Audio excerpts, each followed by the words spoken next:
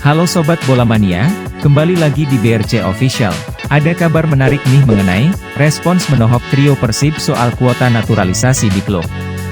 Komentar pedas disampaikan gelandang Persib Bandung, Mark Klok soal aturan pembatasan pemain naturalisasi untuk Liga 1 musim 2023-2024 mendatang di mana setiap klub hanya boleh memiliki 2 pemain naturalisasi. Sementara Persib sendiri, saat ini memiliki 3 pemain naturalisasi. Selain Klok, ada Isra Walian dan Victor Igbonevo yang kini jadi bagian dari skuad Maung Bandung.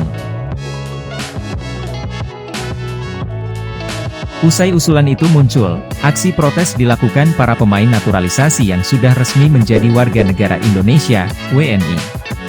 Mereka kompak menyuarakan keberatannya dengan usulan itu di media sosial masing-masing.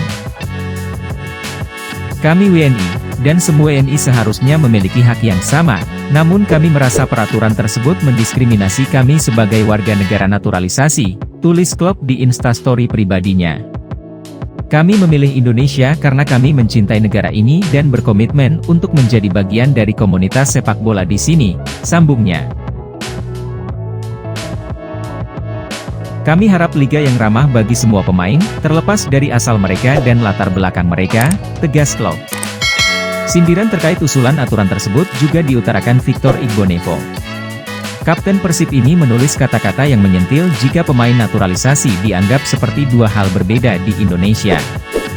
Kalau main di timnas WNI, kalau main di klub pemain naturalisasi, singkat Igbonevo di Instastory pribadinya. Sementara Isra Walian mempertanyakan soal usulan pembatasan pemain naturalisasi. Dia menganggap aturan itu tidak adil karena membedakan status naturalisasi saat membela klub. Kebanggaan Indonesia, keluarga Indonesia, tinggal di Indonesia, kenapa main di klub jadi naturalisasi? Tanya Isra di akun Instagram pribadinya. Sebelumnya, Direktur PT Persib Bandung Bermartabat, Teddy Cahyono juga telah mengomentari soal usulan pembatasan pemain naturalisasi. Teddy menegaskan Persib akan mencari solusi jika aturan itu diterapkan.